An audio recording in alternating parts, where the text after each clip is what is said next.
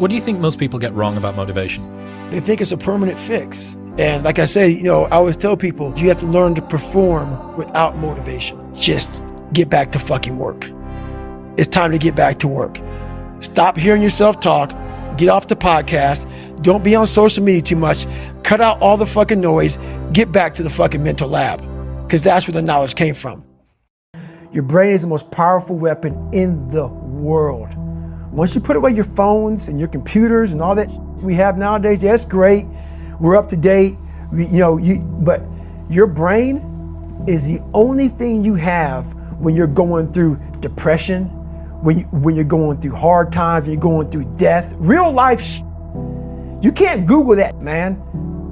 You're alone. You're alone. You may have a shrink you're going to, you may have a best friend you're going to, but there's 24 hours in the day where you're alone in this brain, and your brain is talking to you in all kinds of ways, and it wants to control you and pull you in these different pockets. If you can't control your own brain and your brain controls you, you got to tell your brain where you want to go and how you want to go and how you want to get there. You got to control it. If not, it's over. So when I was going through Navy SEAL training for 18 months and going back through all the hard parts over and over again, I told myself after the first time, I knew it was gonna be a long journey there. My body was breaking down. It was just how it was going on. I said, you know what? This is my new norm. So my mind said, it's like going to work. Like you go to work, you put your suit and tie on. I go into suffering every day. Every day, suffering, being broken, duct taping my feet up, stress fractures, shin splints, being broken. This is my new norm.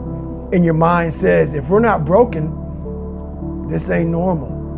We gotta be broken. So then your mind starts to get tougher and tougher and more callous. People go, how did you run on broken feet?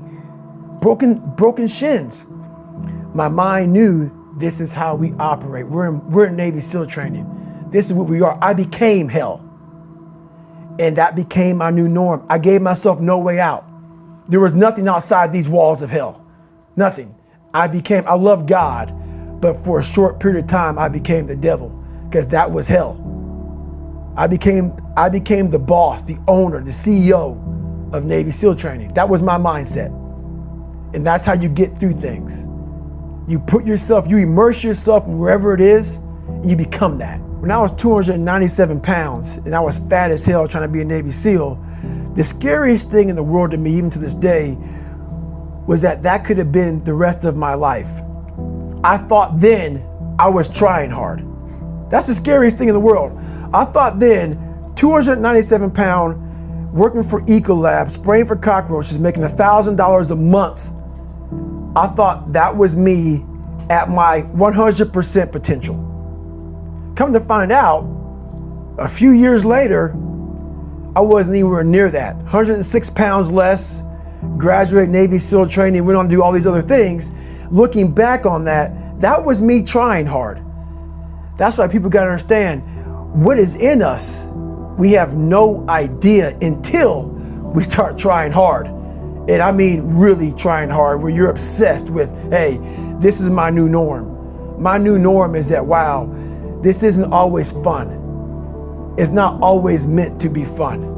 And that's when you know you're trying hard. It's something in you that's at the core of your soul. But you don't find it unless you spend a lot of time with what you want to be in life. I can't give that to you. Right. You can't give it to somebody. When you find your true passion in life, and my passion for me was like, I want to be, I don't give a Navy SEALs, Army, I don't give a shit. I want to serve my country. I want to be someone that I'm proud of.